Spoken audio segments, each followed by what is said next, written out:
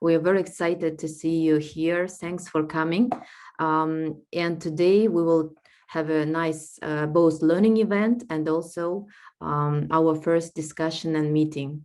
My name is Albina. I'm helping to facilitate this community of practice, and nice to see you. So while we are waiting for others, and I think we should also start, please put in the chat your name, your country, maybe your favorite food, so we could all get to know each other. I'm based in Kazakhstan, it's Central Asia, and I really love manti, which is, I think, Central Asian food. It's made from dough and inside some meat. So, hi, Halit. So while everyone is writing their names, their favorite food, and their country, what they're doing, maybe studying, working, well, let's move to another slide. Also, just to remind you, our meeting is recorded. It's being recorded, and recording and slides will be later available at our platform, usepower.org. So please do register to be able to access them and to have some discussions. We have some small rules to keep everyone comfortable. Please mute yourself when you're not speaking. You can keep your cameras off. If you have technical issues, you can write to my colleague, Katie Pons. Here's her message, email, or you can message her in a Zoom privately. She's very helpful. Please post questions in a chat at any time, and just feel free to enjoying this meeting. Next slide, please. So this is shortly about our team. I think you have met us at kickoff event on 30th of March. Next. And just a short agenda. If you remember at our kickoff meeting, we have asked you some questions. So today I will tell you a short analysis on recap about what we learned from you and what is our community is about. After we have great speaker, Eric Bergsold, he will talk about changing role of universities for youth workforce development. It's an example of Indonesia. And then we can together brainstorm and think about our next steps. And then Yolanda will show our charter, which is a document that sets all our activities, our rules, which we should do together. Next. Okay, just a quick recap why we're here. If we have some new people, new folks, I see many people from different countries, Ukraine. Our community of practice, we shortly call it HEET. And we aim to engage with international communities. So from any country, people working in higher education, in development, with youth. Also, we want more youth to be with us. So please invite everyone. And together we want to learn about transformational new approaches, which has center of youth interest, youth priorities. And we want to strengthen the link between positive youth development approaches.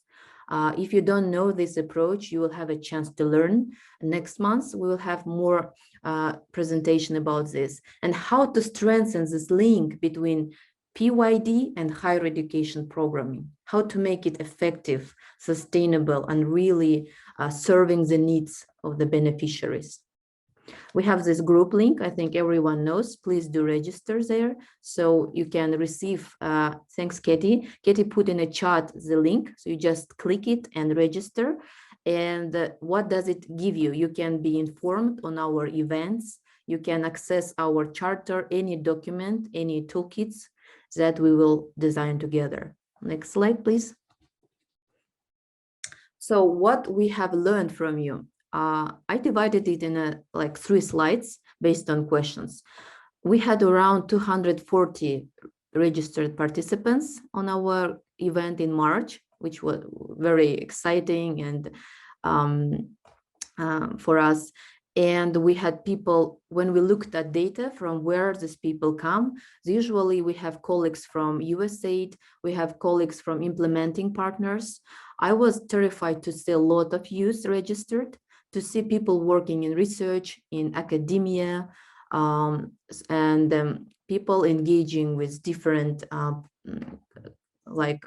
youth programming activities. So when we asked you, what are the issues you see in connecting higher education and youth students? You mentioned, this is kind of short synthesis of what was told.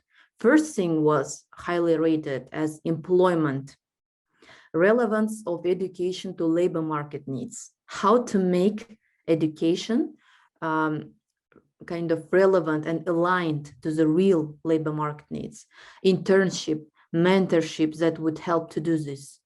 The second was widening access, inclusivity, and how to cater for different abilities. Then supporting student agency in decision-making, how to make students really taking the ownership, how to make their voice heard.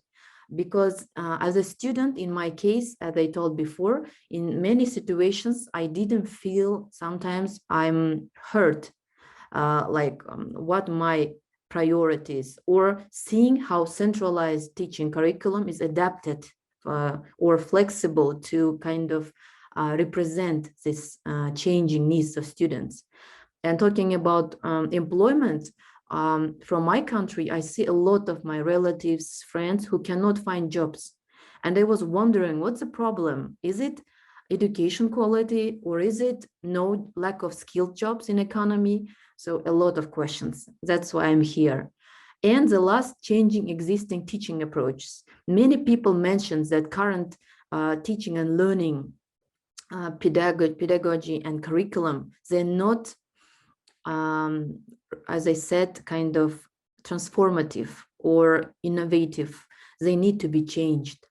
Next slide, please. So we have issues, and you told us how we should change these issues, what we should do together.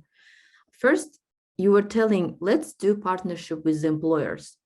Yeah, it sounds kind of already told thing, like everyone says about this employer engagement, working with different internship or dual learning, but you also mentioned we should work more with civil society sector, with international organizations, employers, and in a systematic way, not just one-off events, and maybe strengthen career advising. You said we should share together best practices, like today, Eric will share his experience from Indonesia. We should talk about technical skills, tools together. Then we should increase access and flexibility, both learning and teaching, especially hard to reach people. And we should engage more youth into programming, into research, teaching. Some comments were telling, let's ask students to help with data gathering, data analysis. Let's invite them to participatory approach designing of programming, which is lacking in many developing contexts from my experience. And also the last one, working with teachers. Let's do something with teachers. Or if you are a teacher, let's kind of come together with new approach, which you feel is based on a context. Because as we know, context really matters where you work and live. And the last slide from our kickoff event response analysis. Thanks for being champions, because many people shared their willingness to help at events such as this one, sharing their kind of experience, or maybe organizing together boot camps, leadership events, some roundtables, going together to conferences together as a panel, and also people really interested in joint research, maybe working together with colleagues from another country, doing mapping together. Today, after the presentation, we will talk together on how we could do this, what kind of product we could together with the people who really want to work together.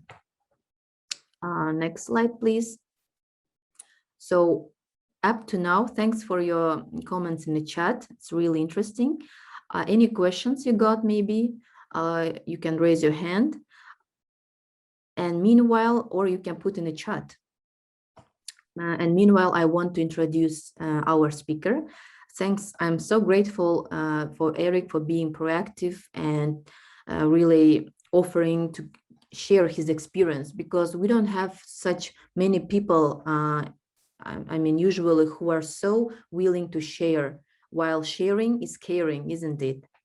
Eric Berthold, he's Executive Director of the Office of Global Projects at the University of Arizona.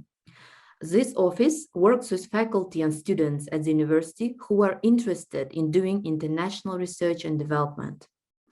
Eric is an international development professional, and he has more than 20 years of experience of project business development in over 15 countries, in Africa, Asia, Eastern Europe, and this includes 9 years of residence in Japan, Eritrea, Ukraine, Cambodia, and Indonesia.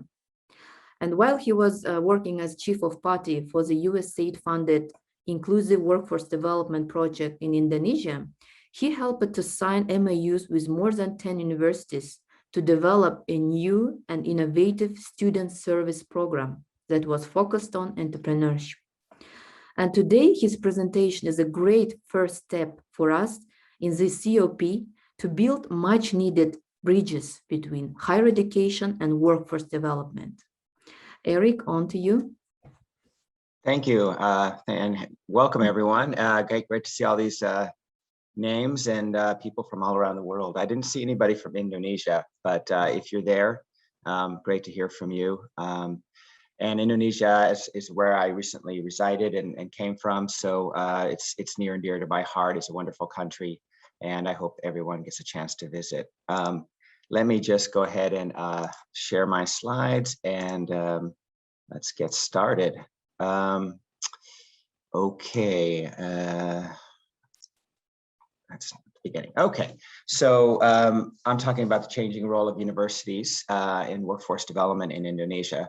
And what I want to talk about today is, kind of summarize the context. And I think was Albina mentioned this, context is really important. So I want to talk a little bit about the context and then how the government of Indonesia sort of responded to this issue of youth and unemployment in Indonesia, and then give an example of a program that I worked on in the USA project in Indonesia, and then kind of transition into sort of what does PYD mean in higher education. And apologies if I go very fast here, because I had a lot of coffee at 6 a.m. here.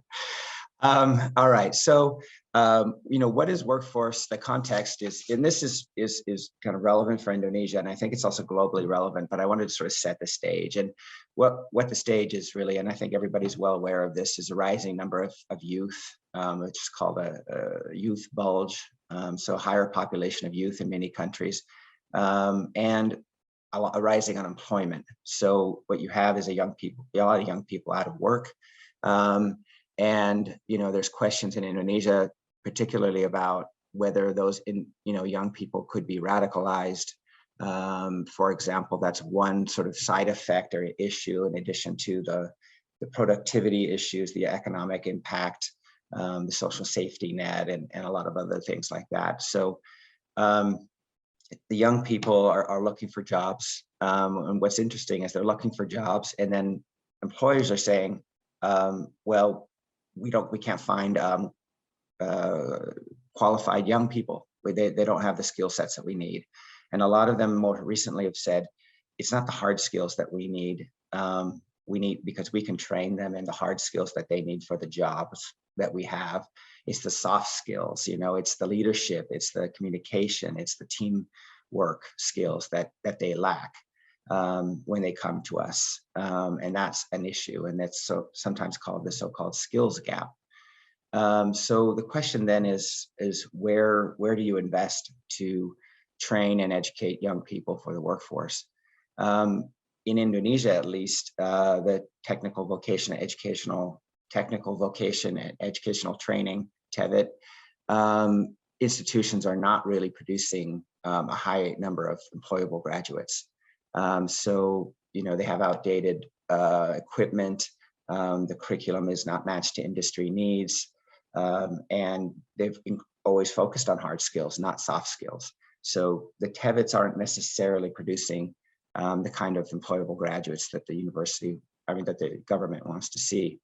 At the same time, studies have shown, and I think the data supports this, that investment in higher education does lead to reduced employment. And so we'll talk a little bit more about the employment rate of university graduates in a minute. But the government, I think certainly believes that investing in higher education will reduce that unemployment rate. But then, there are also these questions about what is the role of higher education in workforce development. And I think this conversation has been going on in the US for years, and it's also happening in Indonesia. So, is workforce development really the place for community colleges and TEVETs? Should they be doing that? That's their role. That's what their mandate is. And should universities really focus on higher level students, advanced four-year degrees, research and other subjects that they traditionally focus on, and liberal arts education often as a four-year degree versus technical hard skills training, which TEVETs focus on. So there are these questions about roles and mandates and who should be doing what in terms of workforce development and training young people. So when you talk about Indonesia, then, it's a really complex environment. There are over 4,500 universities or higher education institutions, over 25,000 different majors, and over 8 million students. And you have all kinds of higher education institutions. The list is shown there. And most of those are privately owned universities. So a high degree of privately owned universities, but they only train and graduate a smaller number of students. So the public institutions actually enroll 40% of the students, even though they're a minority of the number of institutions. So there's this sort of mismatch there. And so the numbers that I saw in relation to those who attain tertiary education is still quite low compared to OECD or G20 averages. And that also there's a real gap between men and women who attain tertiary education. So the women are 12%, 12% fewer women attain tertiary education than men do in Indonesia. Having said that, there has been this investment, and also there's massive growth in higher education and enrollment. So that's doubled in the last 5 years in Indonesia, and spending has tripled to $2 trillion. So there's been quite a lot of investment there in higher education.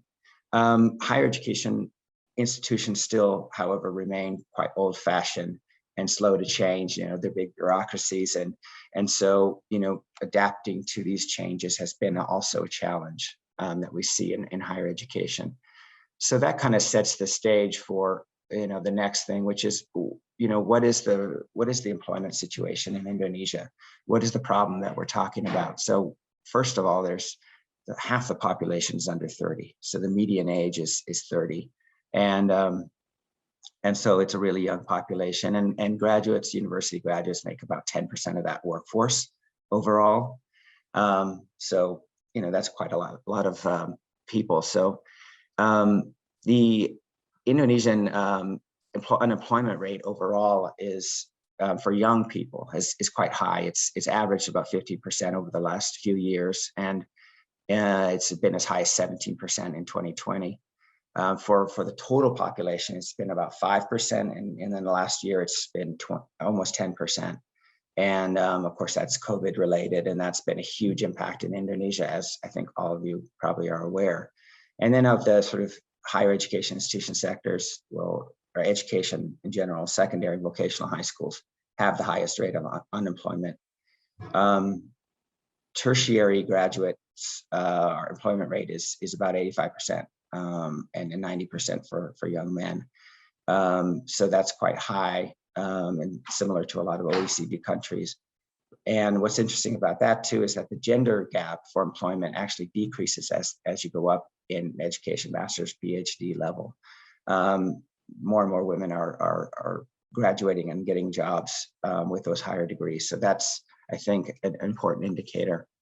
The other thing is with a lot of young people not being able to get jobs, that a lot of them are moving into the informal sector. So, jobs that are not formal jobs, contract jobs, short-term jobs, and a lot more women than men are doing that. And that creates a lot of risks because these are short-term contract jobs that are very susceptible to exploitation and other issues. There's issues around social safety nets for young people in those jobs.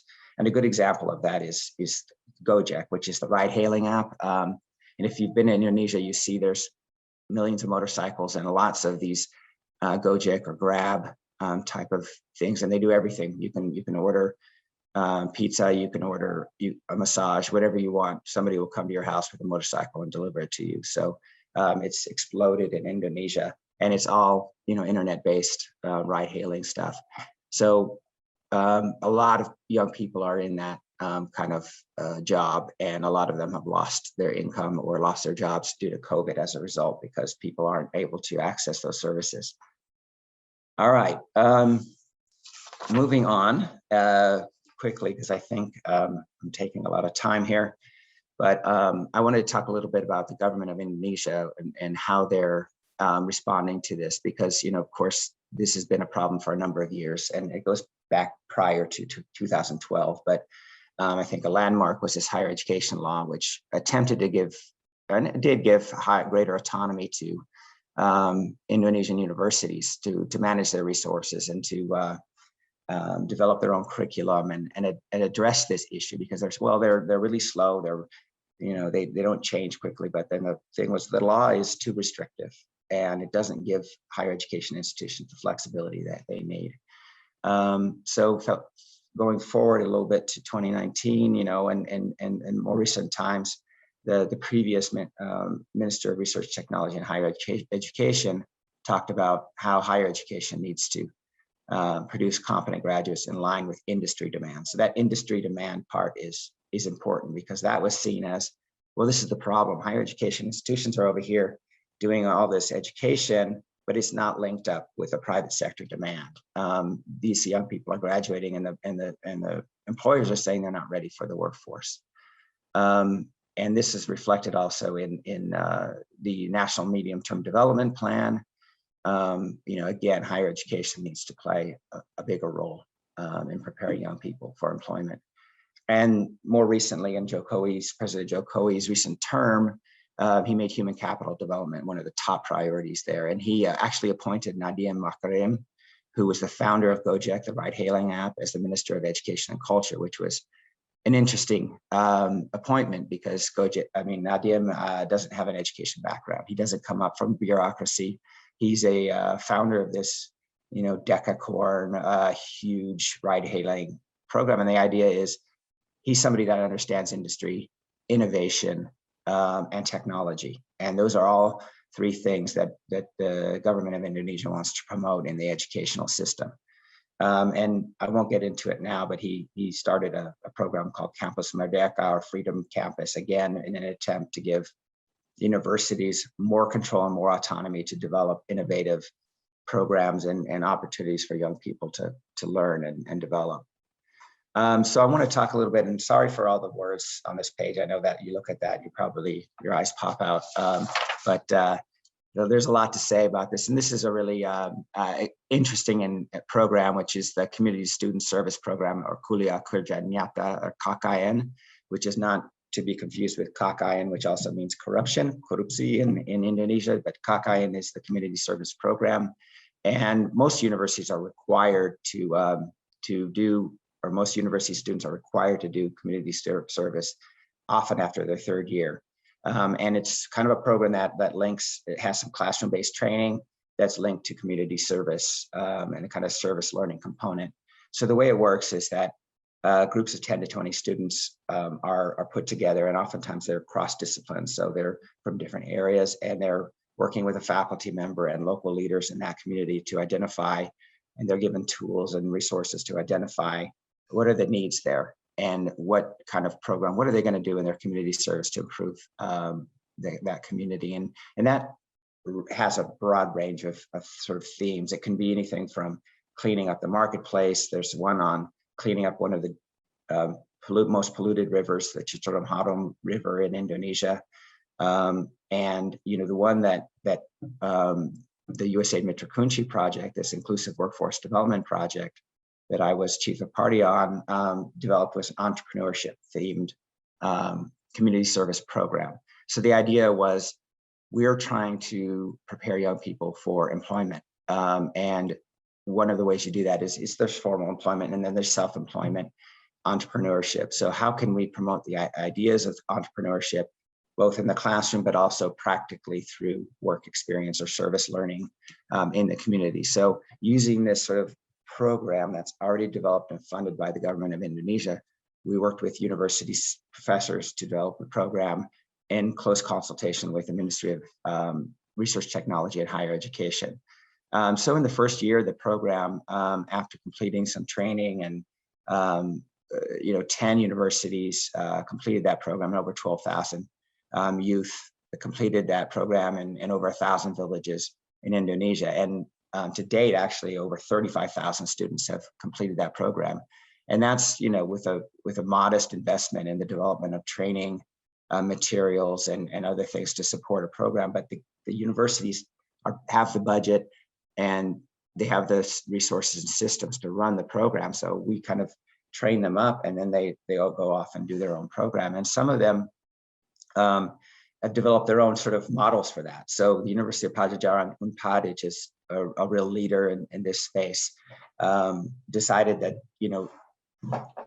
community economic development was really, you had these students at these communities, but they in and of themselves cannot, transform education and business. I mean, a business and economy at the local level. It's a multi-stakeholder requirement solution. So they develop what they call this pentahelix. So it's five parts to it. So, in this case, it was this district government. They had a microfinance center in there. They had an SME, small medium enterprise incubator. They had the provincial chamber of commerce. They had a lot of companies and media involved. And the idea was to kind of bring all these people around the table and say, okay, what are the problems? How do we address this? And how do we get the students and young people involved? And it really centered around young people in this context. So it was a really interesting program. The other thing that I'll just mention quickly is that the government of Indonesia was very interested in extending this program to polytechnic institutions, which typically aren't required to do community service, but they were very interested in this idea of community service, engaging with businesses in local communities. So we worked with piloting that program with polytechnics, and the idea that it could be scaled up to a lot of different polytechnics. And I think hopefully got a little more time. So getting to the crux of it here, in terms of PYD for this program, what we did was we realized that a lot of these things are very faculty driven, just like a lot of the traditional education, faculty centered, with the students as a sort of beneficiaries of information and knowledge that is given to them. So we wanted to flip that around a little bit and say, okay, in this case, we want the students to facilitate or co-facilitate with faculty these sessions. And, at first the faculty were a little hesitant to do that and weren't sure that that was going to work, but it really transformed what was normally a sort of a dry sort of training program into a lot more energy and enthusiasm coming from the students, and the faculty got more into it. And it really, that's one of the powers of PYD, I think, is kind of changing what can be a really boring thing, which is just traditional classroom-based training. And then youth were also, we set them up to be sort of supervisors for this program, because often what happens is you have one faculty member who has like 100 students. So 5 groups of 10, 20 or whatever students doing this community service program, they can't provide that kind of close oversight. So we had students serve as sort of with the faculty as providing oversight and support for other students and mentoring and for those students, especially those who had already completed the program. So that reduced the ratio. And then we really engaged young people as sort of reporters to share their stories and through social media. So we had hashtag that we used, and students would in a reporting form, and we trained them up on that, and they went out and they produced videos and that content for their experience during the student service, which was in many cases really exciting and great to see that the impact it was having on them, and having the students actually share that in their own voices. These universities refer to the program often as transformative, so transformative learning. So how a lot of service learning, and I was a Peace Corps volunteer, and many people were, where it's a longer program, but you feel like you've come out of that as transformed as a person. And this is a shorter program, but it still has that sort of transformative effect and that impact on young people. So it also included things like goal setting and other sort of tools and skills that young people can use in their future. And then I just gave a little example at the bottom there where so some of these university students from Surya and Kancana University worked on agribusiness productivity. So it was about hydroponics and nurseries. And so that was their skill set, and they worked with farmers in that community.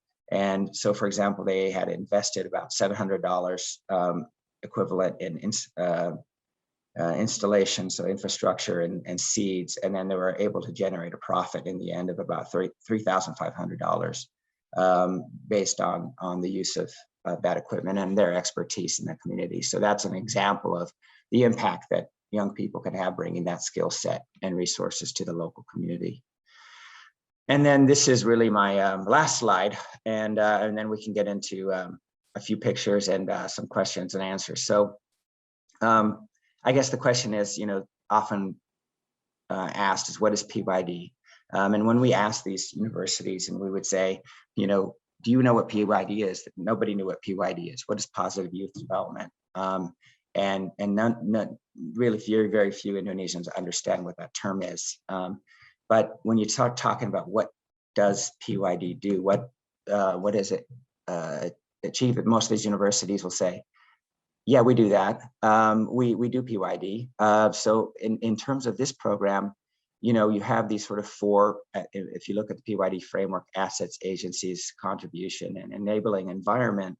You see that the KKN program did do that. It provided skills for young people, both what we call hard skills, which is like, okay, so you have a tool, a specific tool that's related to a business, and you've applied that in that setting. And a lot of soft skills are gained through this program. And then they have tools for measuring self-efficacy. So the program actually does that before and after the student service program. Youth work with those community leaders. They make decisions, they lead, and they're a big part of it. So there's an agency component. They also are contributing, obviously, to the community. So it's not just about them learning, it's about the contribution that they make. And then, this program ideally, and not always, because it's a little hit and miss, but it does, attempt to provide a safe, secure environment. So, where students are in this community, they're supported by people there, by the faculty, by the student facilitator. So there's this enabling environment. And so that kind of hits on the four main parts of the PYD framework. And ultimately, and I'm a big proponent, and I've done this for Peace Corps through this program, through a number of different things, is service learning. And I think service learning is tremendous in terms of its ability to transform and provide soft skills and important skills for young people, especially as they move into the workforce. There isn't a lot of evidence that I could find that service learning actually leads to greater employment outcomes. In fact, I saw a report that said that actually they did a sort of a randomized control trial and found there was no difference between those who had gone through a service learning program and those who didn't in terms of their employment rates. And I thought that was interesting, because you think that, you want to believe that, but the evidence in this case didn't show that. What it did show consistently is that people who do service learning more often go into public service careers. So I thought that was really interesting, because that's important. We want young people to serve their communities, and even if that doesn't lead necessarily to a job, they're more inclined to be in those sectors, and I think that's an important finding. So I will just kind of end here briefly with a couple of pictures here. This is, I don't know if you can read this, but this is the workshop we did with polytechnics here, where they came together on this entrepreneurship training, and they were really excited to be part of the program. So it was great to see them and see their development and implementation of this program. This is an example of youth facilitators. This is from the Polytechnic as well, Bandung. And this is Diana Sari, who's a fantastic professor there at the University of Pajajaran, doing this in entrepreneurship training. So it was great to see the faculty and the young student co-facilitating this session. And here, just quickly, is the 10 universities signing an MOU at the Ministry of Research, Technology, and Higher Education to do this program. And we hope that it will be scaled up in the future, because the Ministry of Education has endorsed the program. It's put the materials up on their e-platform, and so it's available to any university that wants to implement it.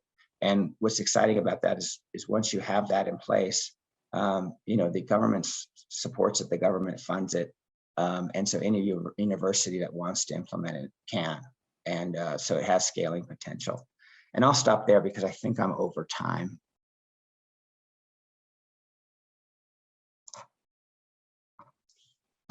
So we did have some time for questions, I think, in the agenda, but maybe I've gone over, and I hope I haven't bored anybody to sleep here through the process. But if there are any questions, I'd be happy to take them if there's time.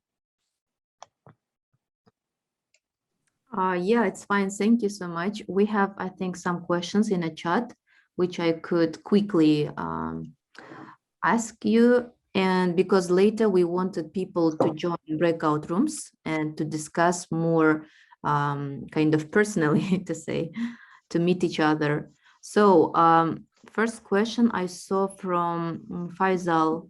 Hi, Eric, how did you encourage faculty to participate in such program? Did you suggest any amendments to the regulations used for faculty promotion, for example?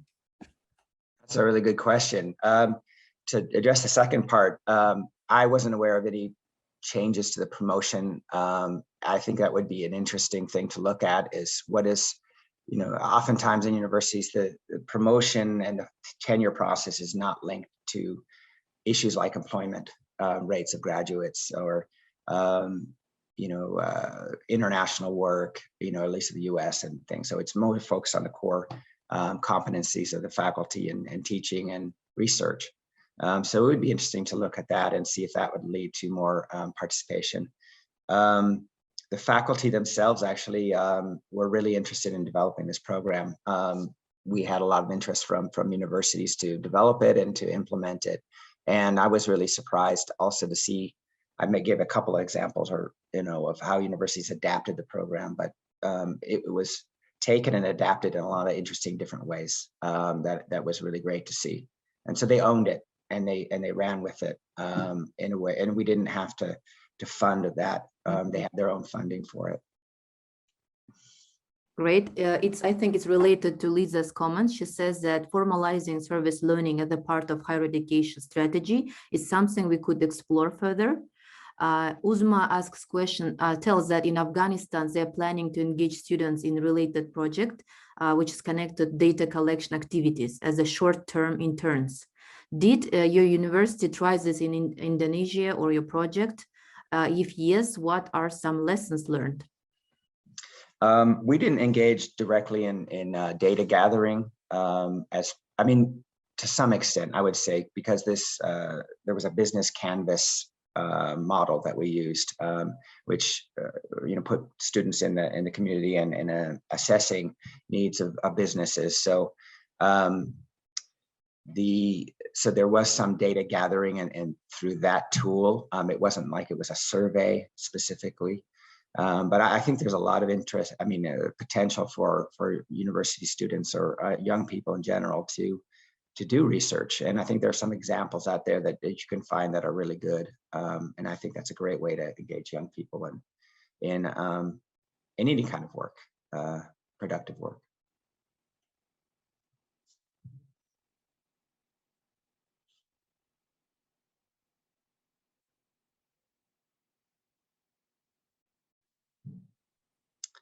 Any other questions?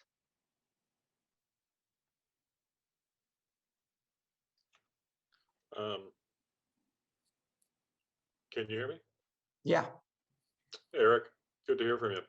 It's Phil Silas here. Oh, hi, Phil. Hey, you raised an interesting question, both about service learning in general and entrepreneurship and employment and income results.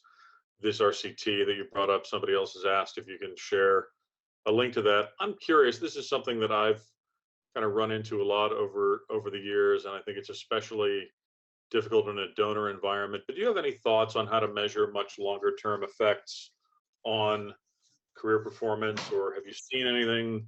Because I mean, one of the concerns that I have is, entrepreneurship training and education in particular, is the beginning of a journey. It's certainly not the end. And it seems that, if you look at the research on correlations with work experience, more work experience makes better entrepreneurs. More education plus work experience seems to be the golden ticket.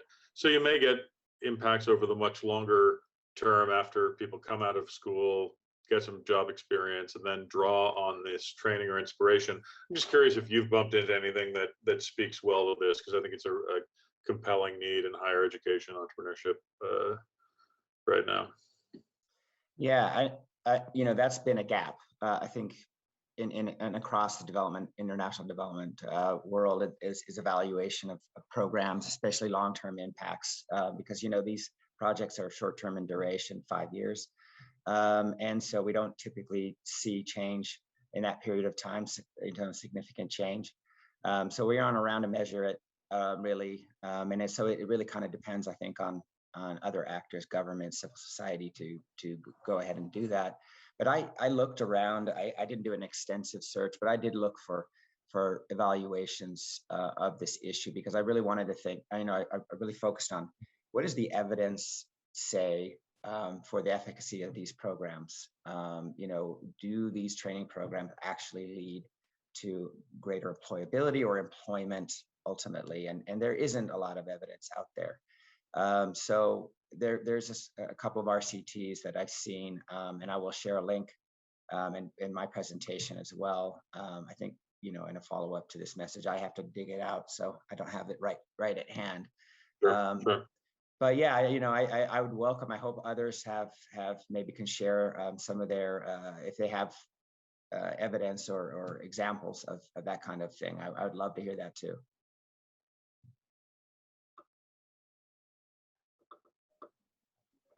Hi, Eric. This is Faisal from Palestine.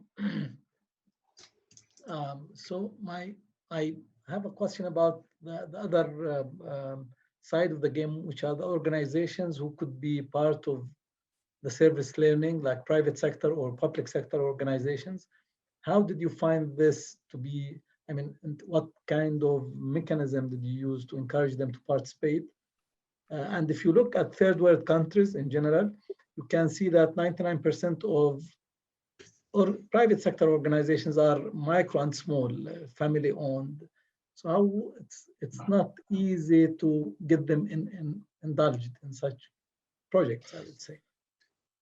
Yeah, that's a great question. And a lot of times it's like, okay, universities have to engage with industry. And so you go to the big companies and you say, okay, can you host interns or apprentices at your company? And that's often and it's a few, it's not a lot of students that get internships like that. And so that seems to be the focus. And then you have what you said is small and medium enterprises. And in Indonesia, for sure, there's a huge amount of them, and they employ a lot of people, especially young people. So how do you reach them? Well, the cool thing about this program is it's nationwide. There are universities in every province and every district and locality. And so through this community service program, if you're doing entrepreneurship, you're engaging with those small and medium enterprises in each locality. And so, you know, we in this UNPAD, Pajajaran, University of Pajajaran community service program, they were developing this sweet potato that was well known in this particular locality, and it's well known within Indonesia, and people will go to this place and buy it, and they'll look for that product in the marketplace. But you know, how do you market that product? How do you work? How do those small farmers find access to the market and grow their business? And so they worked with them on that, and there was some benefits to it. So I think that's a really exciting part of this, is the reach that you can have through these kinds of a program. But you know, it started in 1973. It takes a long time to build up, but it has a lot of real potential.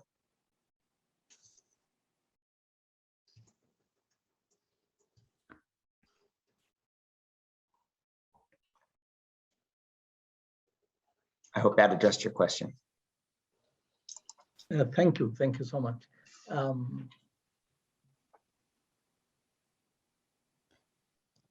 Oh, hi, Eric. Can you hear me? I can. Yeah, this is Noor Siddiq. I work for Virginia Tech, and I actually manage I'm a COP for a catalyzing Afghan agricultural innovation program, which works basically with 5 agriculture universities and 5 TVET institutes, linking them to the private sector, to the community, linking them to each other so the students can learn. But there is, I work actually in Afghanistan, and under tough circumstances and conditions, the team is doing well, you know, speaking of the situation. But from my experience, what I see I'm just saying is, if that's your experience, what do you think? The universities and the institutes, these are public universities and institutes, you know, so actually, I wouldn't call them public. They are actually government owned, you know, so there is no very centralized control from the center. So we do a lot of work. I actually introduced the PYD for the first time to them. We work to promote agriculture as a career for girls, you know, the next generation of young Afghan women to accept agriculture as a viable career path for them. So one of the biggest problem is, as we are here in the United States, you know, in some other countries, that there are these grants and cooperative agreements that the government funds universities, and there are this vast system that we built, regulations, financial accounting, and various administrative systems. What lacks these universities is the autonomy and independence on the financial side, on the administrative side, and on the governance side, or academic side even sometimes. You know, the curriculum is very hard to change. It's so centralized. It doesn't address the private sector, which is not very mature anyway.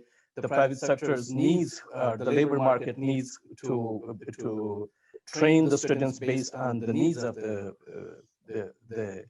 the market. So my question is this: you know, your experience in Indonesia,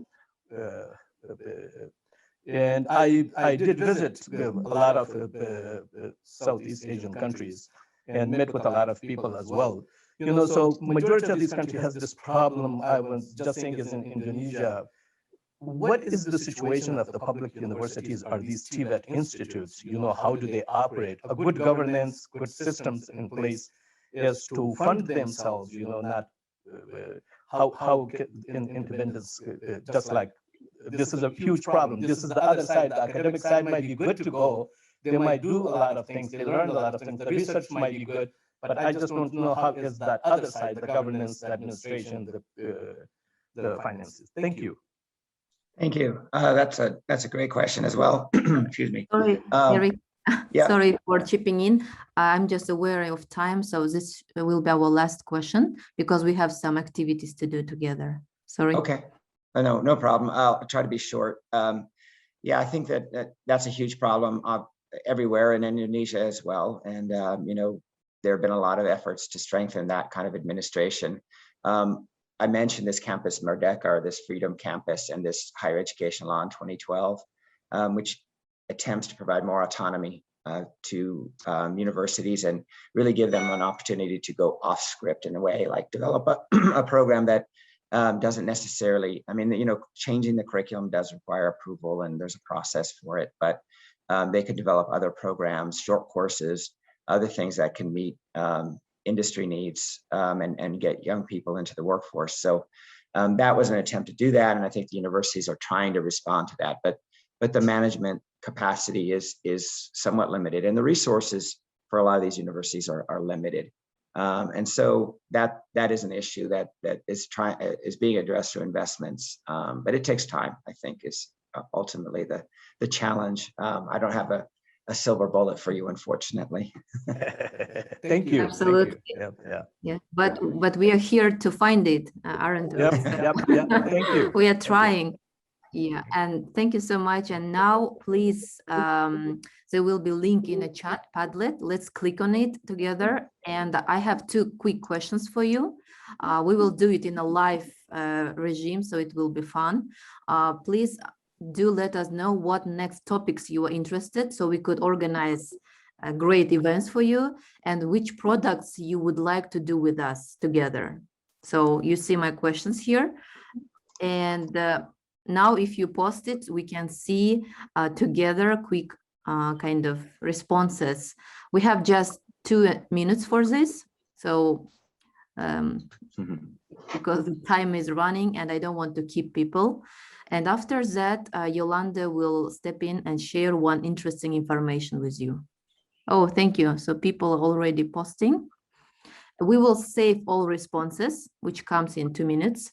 And then we will, of course, analyze it as I shared kickoff responses before, and we will reach out to you. So please keep in contact with us over the platform, on emails, to be informed. Cool.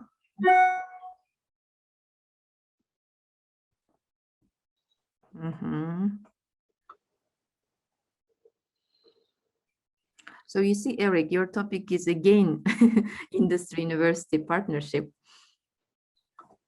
So people like it.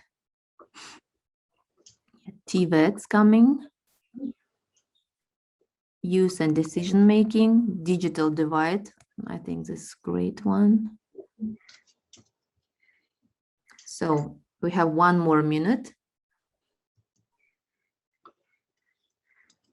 And link will be there, so you can just continue typing when Yolanda will come, because we will just not share it, but it will be working still. So you can please put any ideas, so we'll have some data to work with afterwards. Thank you.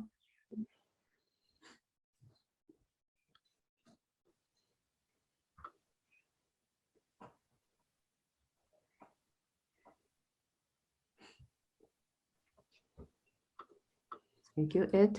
Why we're asking to put in Padlet, because it's easy to save and kind of export later for us. And it's, I think, fun to see how people are putting responses now.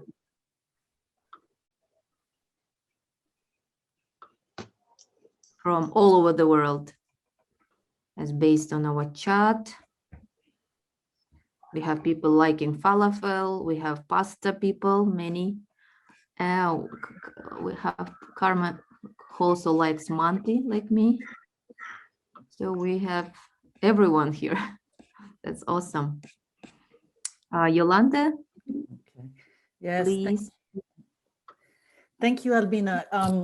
And thank you, Eric, for this fantastic presentation that just prompted so many questions and ideas and comments.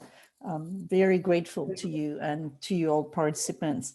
We just want to do a little bit of household planning today, because it is a community of practice, and we're like a family, we're like friends trying to solve the same problems together. and coming up with solutions that make sense for what we're trying to achieve. So as a community, we need to set some rules. We have a charter. There's a charter that that talks about, you know, the main regulations and that we should have for our community of practice. So it is available on Youth Power. Just make sure you go on the Youth Power platform. Make sure, please do. And you need to register and add your profile in there. Please, I beg you, do that. Register, add your profile so we can keep in touch. Once you do that, please take a look at this charter, just a couple, you know, just a few, you know, a couple of pages, and provide your inputs. We would really appreciate that. It would make us feel good and organized. So thank you for doing that.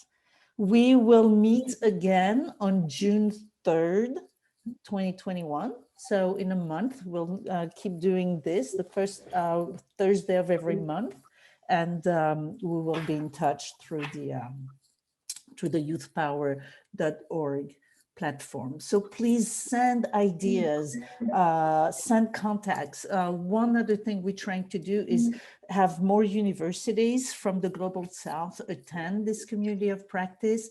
So if you have contacts in Africa, in Asia, in any parts of the world for university departments who would be interested in international research and working with youth, please put that information in the on the platform, or let us know directly, because we really want to expand. So that said, you heard us. Please go on youthpower.org and register and add your profile and talk to us, because we're a family and we need to make higher education and youth programming talk to each other, like Eric demonstrated that it could happen. So thank you very much, and have a great rest of the day. Look out for our next emails. Thank you very much, and be safe and well. Thank you, everyone. Eric.